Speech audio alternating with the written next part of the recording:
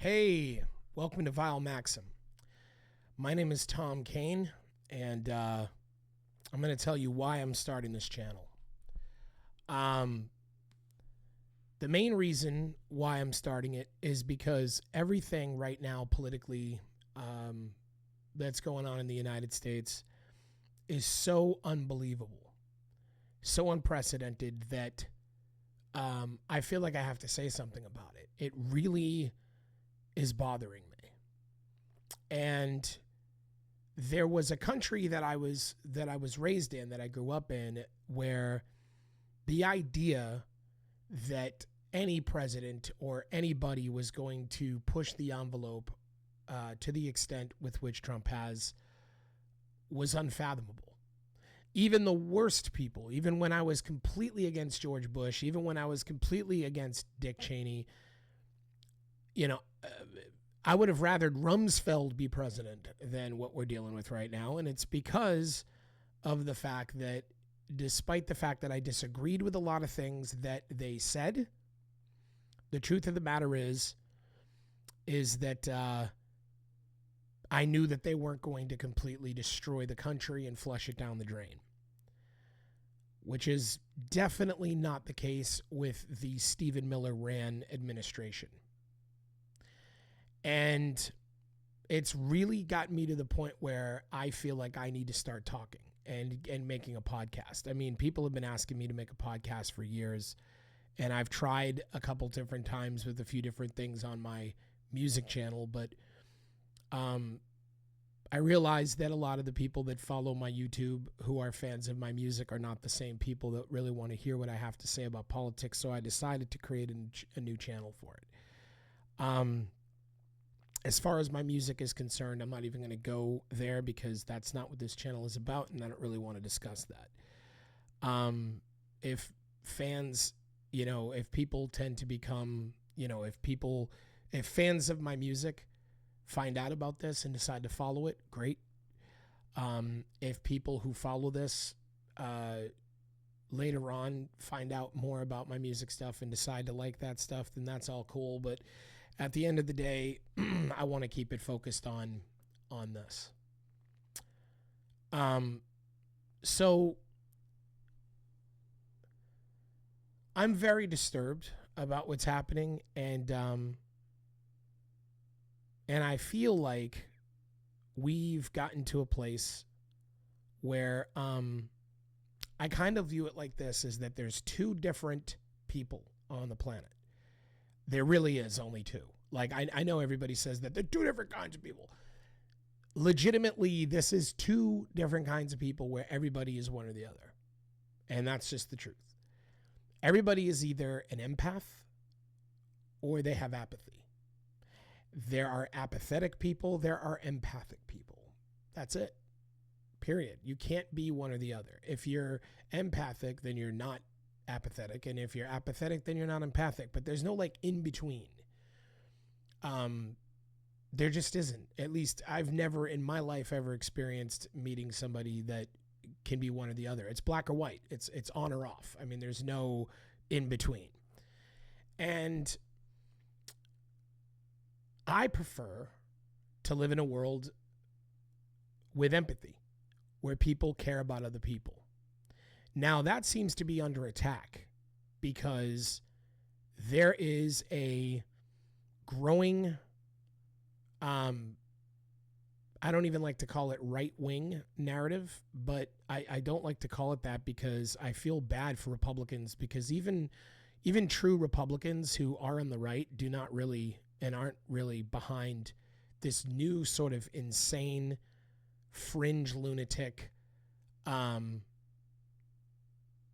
narrative that is just dominating social media, brainwashing young people. I mean, people like Charlie Kirk, who I watched Charlie Kirk for years, because I don't mean watch like I was a fan of his show. I just mean like I saw this happen. I watched him go to different colleges for what has to be 10 years, maybe longer, 12 years, a long time, and just completely groom and brainwash young college kids into this bullshit that he spews that is complete nonsense. I watched Tim Pool go from being somebody that stood up for Occupy Wall Street, which, by the way, I was a part of, and I protested at Occupy Wall Street. I was in New York City when that happened, and I was very much for that movement because it actually attacked the actual problem, but we'll get there in a minute. So basically what ended up happening was I saw people like Tim Pool get sucked into this thing. He went from being like on the right subject to completely off the subject. And I'm not saying that the Democrats are great. I think that everyone can agree that both parties suck right now. They just do. But one is very dangerous, and the other one is just as dangerous for their lack of action and their inability to do anything about what's going on with the other. And it's sort of getting to this point where, of course, which is the real problem, is that billionaires in America are controlling narratives. And that's just the bottom line. Billionaires in America are controlling narratives. And how do you control a narrative? So we're going to talk about that. How do you control a narrative? You control a narrative because what you do is you have to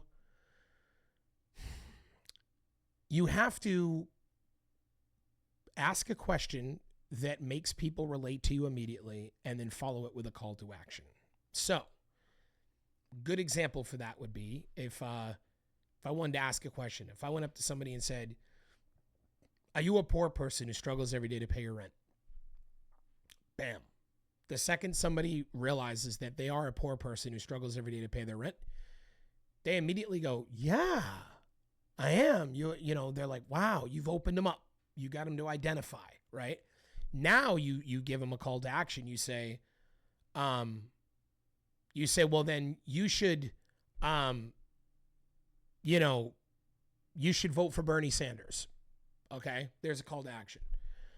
And they immediately in their mind go, "Oh, well, why should I vote for Bernie Sanders?" You know, or like, is that what people like me do? And it's like, yeah. And basically that's what I'm doing to create the narrative. If you are a poor person who struggles to pay your rent, you should vote for Bernie Sanders. Now, again, I love Bernie Sanders. I'm not saying anything like, I'm just using this as a hypothetical, but I'm saying that is a way that you create a narrative.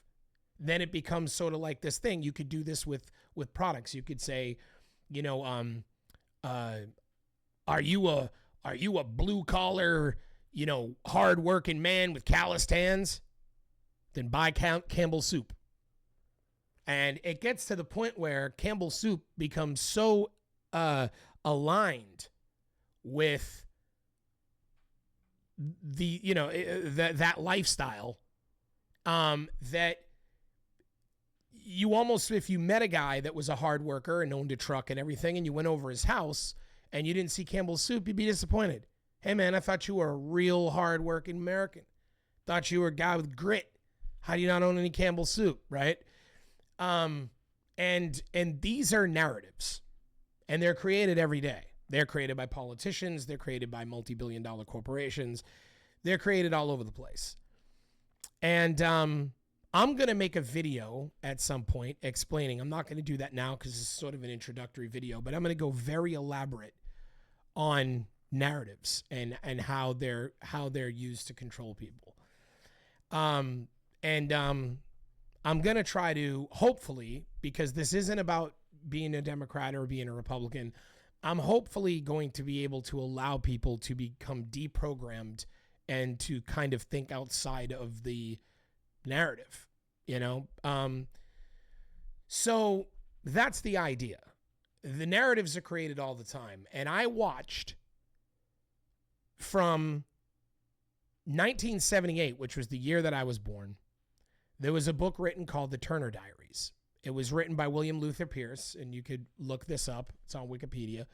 William Luther Pierce was a devout racist. He was a Ku Klux Klan member officially, like a real Ku Klux Klan member. Like he actually was vocal and willingly, offered that information. He was a KKK member. And he wrote a book called The Turner Diaries. And this book created a fictional narrative that Jews were working with the minorities, blacks and browns and so forth, to basically take out the whites. And that this was being done through the controlling of the banking system, the controlling of the media, like all this. And it was a fictional book. It was not a guy that was projecting this out there like this was a thing. It was a fictional book. But the problem with this book is that it made waves among really insane, fringe, lunatic, far-right people. People like the John Birch Society. And if you look up the John Birch Society, you will find Fred Trump, Donald Trump's father, was actually an investor. He was actually an investor in the John Birch Society movement. And basically, this movement decided they were super fringe. They were wicked anti-Semitic. They hated Jews. And they really felt like, you know, they wanted it to be like, you know, they thought that like at the time when liberals were, you know, trying to help black people have voting rights and all this stuff, they thought it was like all a part of this master plan to take out the whites. And they believed this. They believed this, the John Birch Society. So they began to essentially back lots of different media outlets and different media personalities in different areas to kind of push this narrative. One of them was Rush Limbaugh. And Rush Limbaugh, who kind of was the first guy to really tout this crap, which was weird because I don't know if it was, you know, it's who came first, the chicken or the egg. Rush Limbaugh, when he first started, had a little bit of sanity to him. He had a little bit of sanity to him. And then slowly, you know, we saw people calling him on the phone live on his show, and they were crazy. They were like, no, there's a conspiracy and this and that, and there's an anti-white culture and liberals hate whites and, you know, whatever. And I remember even Rush was like, okay, this guy is cooked. But he did it anyways. And I think he started to see that there was such an onslaught of these malinformed people that he was like, I'm going to go ahead and cater to these people. I'm going to cater to these people because I'll get paid. This is what they want to hear, right? Confirmation bias. If this is what they want to hear and it's going to keep them tuning in, then I'm going to continue to go even further and further and you know, crazier with these theories. And that's what he did. So Rush Limbaugh went way off the Richter and started to really become a fringe lunatic. I mean, and the sad part is farmers nationwide, people who lived in rural areas that had a lack of education, which, look, I'm not for elitism. You know, I'm not for the idea of thinking that if you're not college educated, you're not smart or any of that kind of crap. But there is something to be said for education, at least when it comes to understanding the fundamentals of history or the fundamentals of how our government is structured and how it works, and understanding the basics of the economy and how that works. Having a basic fundamental understanding of these things keeps you from being duped by lies. And what I saw, and we're going to touch back on that in a second, what I saw was the uneducated people who didn't know any better wanted a reason for why they had so much pain. They wanted a reason for why their bank account was empty and why they couldn't pay their bills and why they couldn't do the things that they, you know, said that they wanted to do. So they wanted a reason. And that's just, Rush Limbaugh gave them their reason. And everybody, when you want someone to blame and someone's telling you that there's someone to blame, I mean, that's the best thing ever. But all of this was sort of underneath the surface. It wasn't really like an extreme thing. You know, it was very, very quiet. People looked at that and was like, oh, these people are fucking nuts. This was the 80s, and, you know, it was just not an acceptable thing. It just wasn't. And then over the course of the 90s, Alex Jones emerged. And Alex Jones started releasing CDs, and CDs, underground CDs, listening to, like, making like little recordings of his little radio show that he had, I believe in Texas. I could be wrong. It's some southern state. And Alex Jones was a super conspiracy theory. His whole thought process was everybody at the top is corrupt. They're all, skinning and eating children. I mean, it was like, it just didn't stop at anything. It was, everybody was in a secret society. They were all in cults and all this stuff. And there are some people today that will go, yeah, but Alex Jones was right about stuff. No, he wasn't. Yes, there are people who are corrupt. Yes, there are criminals at the top. But that doesn't mean you're a psychic because you predicted that. Like, everyone, I could say, oh, there's corruption. And then 10 years later, 15 years later, somebody is busted for corruption. And everybody's like, oh, my God, that was, he was right. It's like, come on, dude. Corruption is going to happen. There's people that are corrupt. The Jeffrey Epsteins of the world, yes, they existed. And so, Alex Jones was not somebody who was right. A broken clock is right twice a day, too. So, is kind of the idea. But he started to really push this crazy fringe lunatic narrative. And what happened is that I'd say roughly, I want to say 4 to 6 million people, which is quite a bit, but 4 to 6 million Americans that were dejected completely, that never wanted to vote, and got to the point where they, just didn't believe that any president or any political party cared about them, and that they were completely screwed, and they were so upset. These people really honed into Alex Jones and really bought into his message. And it became sort of a little cult. It really did. And so basically, around the 2000s, namely, I would say, I'd say we could even fast forward, because as the internet grew bigger and bigger, Alex Jones moved to YouTube, and he started, the InfoWars, all that stuff on YouTube. It started getting a whole lot more popularity, and so on and so forth. And then, and this is the real catch, Obama ran for president in 2008, and he won. And the big problem with that is that all of a sudden, these fringe lunatic groups started attacking him. He's a Muslim. He's not really from this country. He was born somewhere else. All this racist rhetoric. And this caused a bunch of people to be inflamed. They were out there with protesting signs. But still, the vast majority of Americans voted for Barack Obama, and they weren't buying that shit. Because back then, it was like people were like, those people are fucking crazy. And we knew that those people were crazy. But they were getting bigger. And then when John McCain brought in... what was her name? The woman that was his vice president. Hold on. What was her name?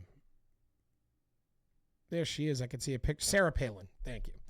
When Sarah Palin came into the picture and was like, I'm just this down-home country white woman. Everyone should love me and all this. It kind of fed into that group of people. And things got really, really bad really fast. One of the things, I probably should have looked up this clip before we did this, but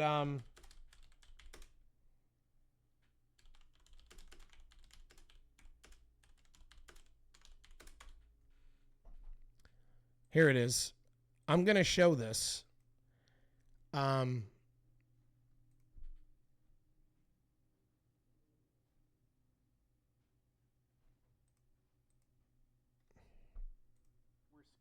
Okay, here we go.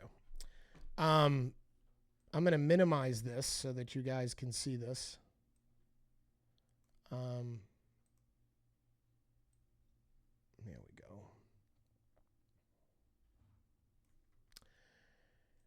I remember when Obama was running against John McCain, this crazy cult of people started to emerge at the John McCain rallies. They just did. And this happened. We're scared. We're scared of an Obama presidency, and I'll tell you why. I'm concerned about someone that cohorts with domestic terrorists such as Ayers.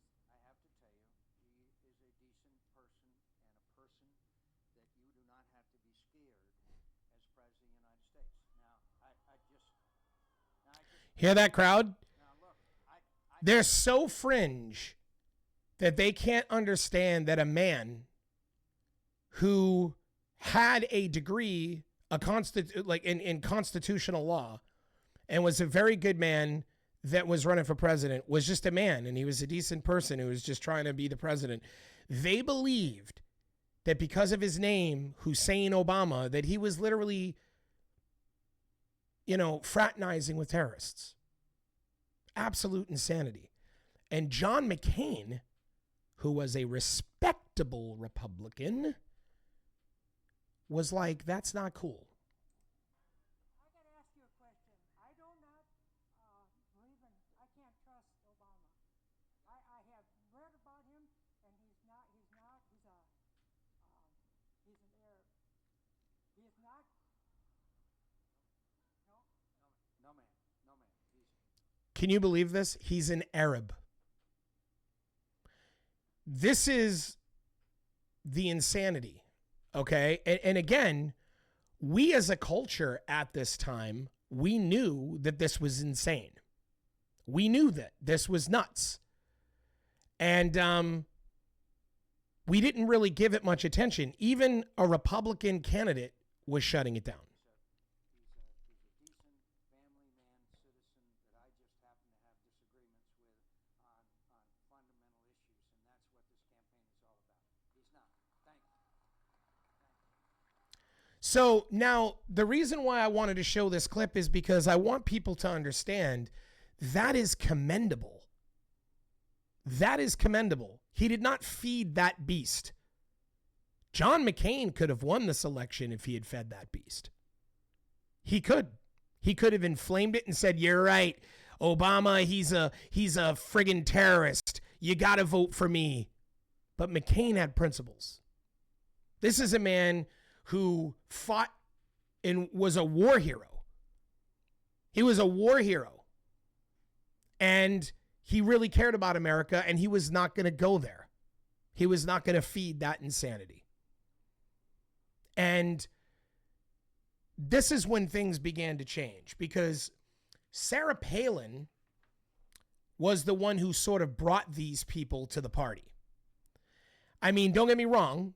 The Republican Party has always had like a small group of crazies like this.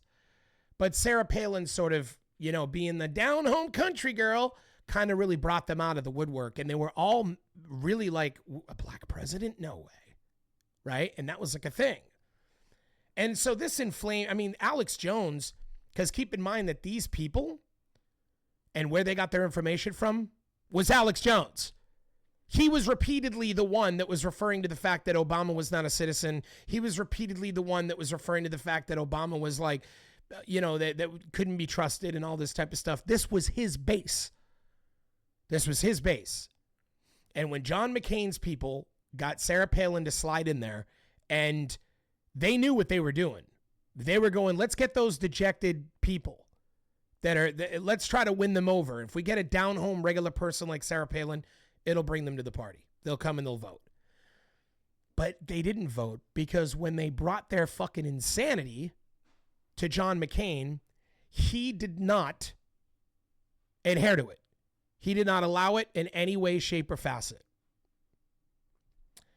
And this was so important because it kept the integrity of American politics together. It kept the integrity of everything that we stand for together. And McCain was not willing to sacrifice his ability to win an election by feeding into this nonsense. But, and this is where things got real crazy. Alex Jones, when Obama won, got bigger and bigger. The platform got bigger. YouTube got bigger and bigger. and Charlie Kirk, the Charlie Kirks of the world, started to also feed into this and wanted to also go to colleges and preach all this nonsense. And this sort of bullshit began to fester and get a little bigger and get a little bigger. The problem was in 2015 when Donald Trump,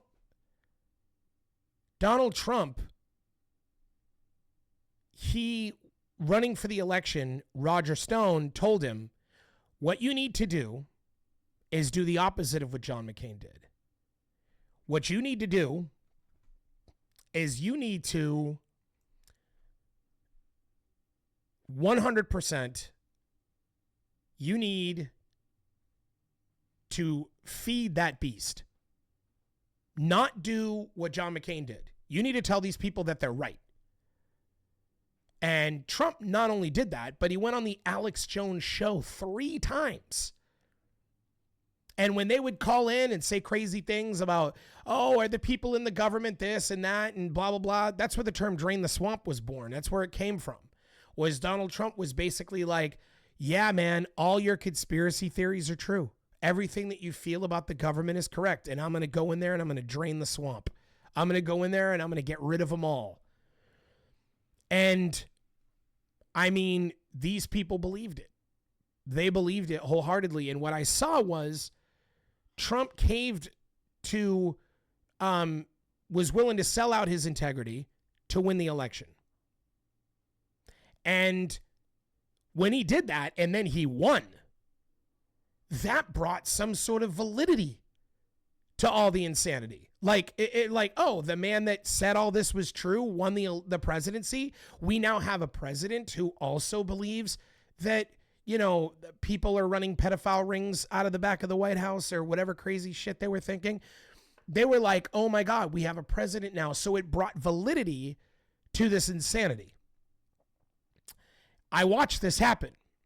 And people were like, and it became harder and harder to combat it because people were like, well, look at Donald Trump. He said this and he's the president. And even he's saying, and it was just like, oh my God, this is completely insane. Like reality is being kicked in the face.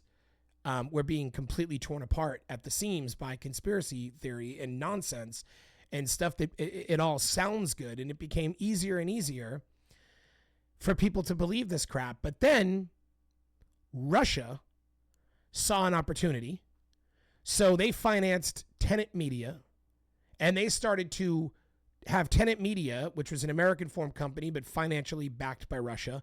And they found this way to basically go, okay, we're going to hire all these podcasters that are pitching and saying all this same rhetoric. We're going to give them all this money and help them blow up their channels and literally saturate the internet completely with this nonsense, because they knew that by doing so, it would diminish people's faith in government. It would diminish people's faith in democracy, and it would tear the country apart. And that's exactly what Russia wanted to do. And they did. They succeeded. In fact, it's to the point now where, you know, after, you know, Donald Trump lost the second election and he falsely accused everybody of cheating and that you know, he was robbed of the election and all this insane shit that's not true. And then you saw Fox News sort of buying into that same sort of Rush Limbaugh, Alex Jones insanity, getting further and further to the right because they knew their base was getting further and further to the right, further and further crazy and fringe. So Fox wanted ratings. So they decided to meet up with that and go, okay, let's do what they're doing. Let's get more crazy. Let's keep our audience. And this started to get just way out of control. And then of course, Donald Trump is saying things in the media that he's not saying in a courtroom, because in the courtroom, you can't lie. But in the news, you could say, oh, that was fraud. They frauded me. And then in the courtroom, we're not saying that we got frauded. Because in a courtroom, you can't say that, because unless you have evidence to prove it, you're in a courtroom where the truth actually matters.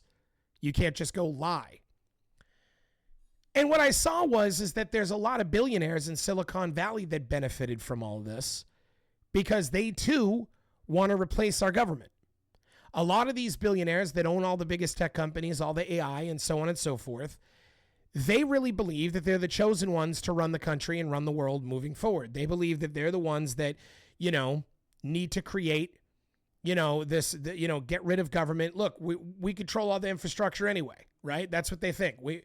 Everything you do is on one of our services. You go on the internet, you're using Google. You go on your phone, it's an Apple iPhone. It's owned by Apple. You go to search for something, it's Google, whatever. Then, you want to find out information or you want to communicate with people, you're going to Messenger on Facebook. You're going to, it's like everybody's literally the whole infrastructure, Amazon, Facebook, Google, Elon Musk or his companies, there's like 10 companies that essentially control everything, right? And so they kind of feel like, fuck government. The more people lose faith in democracy, the more we could come in and say, hey, fuck democracy. Let's just take over. We already run shit anyways. We're just going to turn into like this sort of monarchical system where we have one person in charge of everything, and we're just going to make the rules and everybody's going to live by them. And I really believe that there's a movement from Silicon Valley to do that. In fact, there's evidence to that fact. You should look up the Dark Enlightenment, give that a quick Google and read up about that. There's plenty of information about it. Not conspiracy theory, like actual stuff and facts. But at the end of the day, they started to use their money to bribe politicians and, help people like Trump win, help people that were pushing this narrative on the internet, this insane fucking lunatic fringe narrative, the Alex Jones, the Rush Limbaugh, then next thing you know, Candace Owens is on there. I mean, like, all these people just started making all this money. It became a market. These crazy people who you just saw talking to John McCain became a market. And all these people saw it being a lucrative market. Like, hey, we can get money from these people. Let's continue to bullshit them and lie to them and tell them that we believe what they believe, and they will eat it up. They will watch our videos. They will give us a lot of money, and so on and so forth. And it was scary for me, being somebody. I'm sitting here watching all this, and I'm going, man. There's an old saying. I don't know who said it. I think it was Charles Dickens. I could be wrong, but there was a quote that was, a lie makes its way around the world before the truth could put its pants on. And that's become more true now than ever with social media. And social media exacerbated it. Next thing you know, like everything, it was memes and everyone was just spreading all this fucking bullshit, this rhetoric and this anti-liberal, which, by the way, understand that America is a liberal idea. The entire country. To be a patriot and to represent everything that America stands for is, in fact, by the very definition of the word liberal, a liberal idea. And to have a constitutional democratic republic is a liberal idea. The entire concept. And so to have people convince you that you shouldn't be liberal, or that liberalism is this, bad, it's bad. Oh, that liberalism means that trans kids want to, this. This is all insane rhetoric to get people to go against liberalism. And what happens when you go against liberalism? You are for fascism. That's the opposite side of the spectrum. When you're against democracy and you're against liberal ideas like that, you become more susceptible to fascism. And even though I saw this happening and I saw this growing, and then, of course, after Trump, lied to everybody saying he was frauded out of the election, we then saw Elon Musk give him $275 million to help him win the election, and which is money in politics, as per usual, which is always the case in this country, and why poor people will always be screwed. I've always been for overturning Buckley v. Vallejo, even though I know it would be an act of God. I've always been for, getting rid of Citizens United, even though that would be an act of God, because those are the ways that billionaires corrupt the government. And I just watched all of this kind of manifest, and I wanted to see people from the Bernie movement that understood that the real problem is the wealthy class, and not that we're socialists. That's bullshit. That's another like negative thing that you call people, because I'm not a socialist. I would actually consider myself a progressive. What do you call it? I'm a progressive constitutional capitalist. And that's what I am. I believe in capitalism, but you have to regulate it to some degree, and you have to have some sectors that are socialist, like the fire department. The fire department is a socialist sector of our capitalist country. If a fire truck comes and puts out your fire at your house, you don't have to cut them a check. Okay, there's certain areas where we just flat out need to have socialist programs. But if you even try to argue that, because people who believe what I believe are at war with the billionaires who don't want that because they want to find a way to financially gain from offering every service. In fact, I wouldn't doubt it if eventually they privatize fire departments and they do start billing people for putting out fires. I 100% could see that. I could see billionaires going, yeah, we're going to create this new nationwide fire department. It's going to be called Fire Department X. And we're going to be better and more efficient at putting out fires than the government. And you're just going to get charged $2,100, invoiced after we put out your house fire.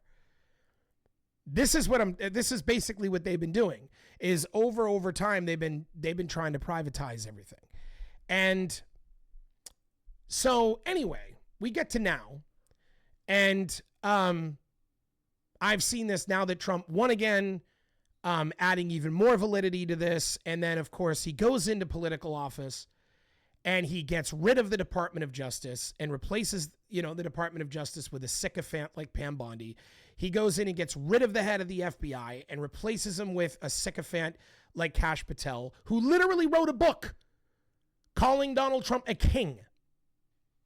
And he's the head of the FBI, the head of the law in the country. I mean, that's insanity.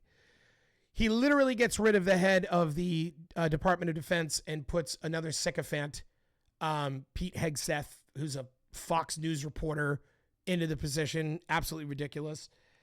And these people have Pete Hegseth has fucking zero experience on how to control a $1 trillion budget for the Department of Defense. Completely unqualified.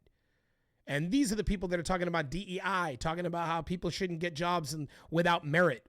Meanwhile, Trump is giving everyone jobs that ain't qualified for them. So the whole thing just started to get out of control. But what I saw was a step towards a fascist authoritarian takeover. And I didn't want to panic. I didn't want to hit the panic button. But then I saw that he started deporting people illegally. That several times the Supreme Court was on his ass and going, hey, you can't do that. And he was like, I don't care. Do something about it, which is a constitutional crisis. And, then they started to question habeas corpus. And that, my friends, is what made me go, all right, I need to start being a voice. I need to start being a voice. And not that I think anyone will care. Not that I think anyone will watch it, because I don't know. Maybe people won't. I have no idea. I don't know if anyone's going to care. But I know that it seems like every time you turn on the internet in any way, any sort of social app, YouTube, any sort of streaming, you're so inundated by so many people that are pitching this bullshit narrative of these lunatic fringe idiots. And there's just not a lot of people that are combating it. There's not enough people that are combating it. And man, I don't know if people will listen. Maybe we're done. Maybe that's the case. But I'd like to think, hopefully, that maybe I can put my heart and my soul out there, my voice out there, because I care about this country, and I care about the country that my son grows up in. And I care about the world that we're living in, and I care about people because I'm an empath. And what this sort of energy projects, their narrative, creates more apathy. So many individuals out there that just don't give a fuck about other people. Oh, these people are starving. Who cares? Figure it out. Oh, they were here seeking asylum. Well, get out. You weren't really a person here anyways. Oh, your kids got cancer. Who cares? Deport them anyways. Send her with their family. Like, it's a completely apathetic way to be. And it's not okay.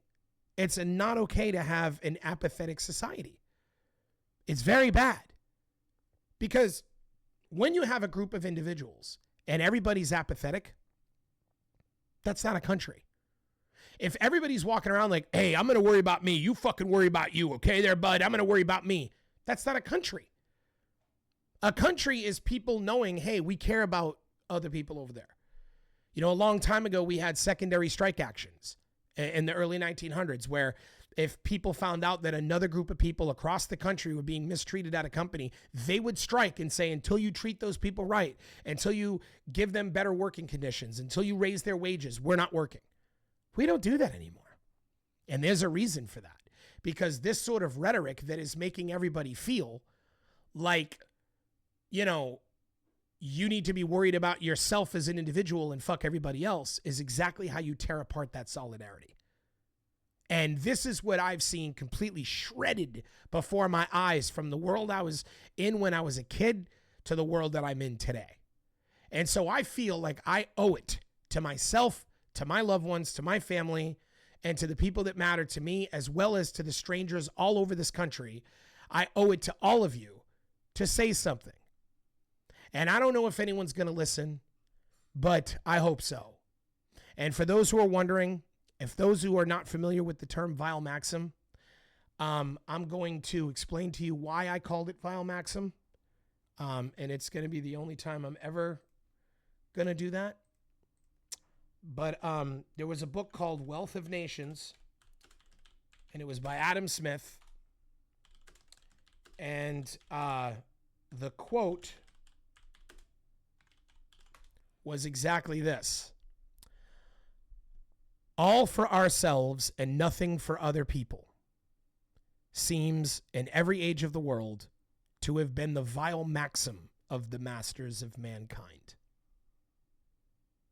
That right there says everything to me. It says everything. Because greed and men with power and money, it's never enough.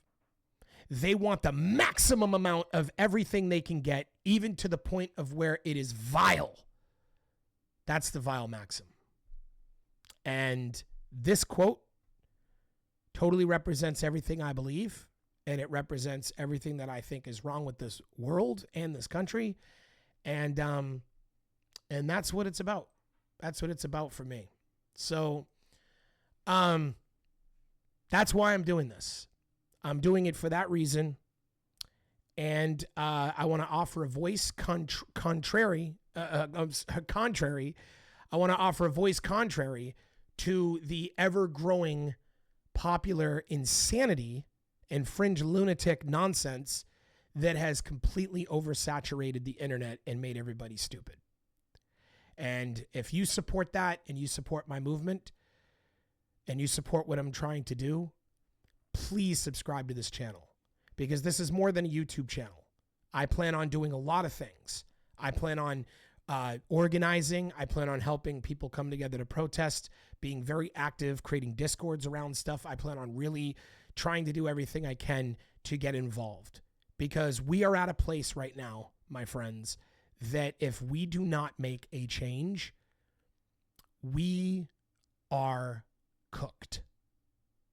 And we can fix it. It takes unity. It takes a fight.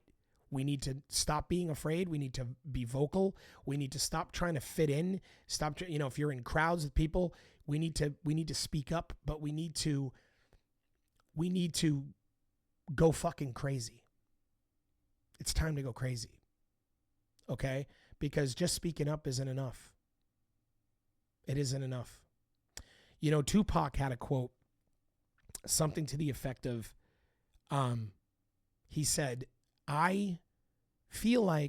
imagine you're on the other side of a door and all these people are eating incredible meals, giant plates and bowls of steak and pancakes and whatever. They have everything that's just delicious, just gorging on all the best and high quality food. And you're outside the door watching this and you're starving. And you keep saying, hey, you keep knocking, let me in, let me have something to eat. And they'll, yeah, we'll take care of you. But they never open the door and they just keep eating. And you bang again, hey, let me in, hey, and you keep banging, hey, and they never open the door, they just keep eating. Eventually, you're going to kick that motherfucker off the hinges. Because that's survival. It's time to kick that motherfucker off the hinges. Thank you for watching Vile Maxim.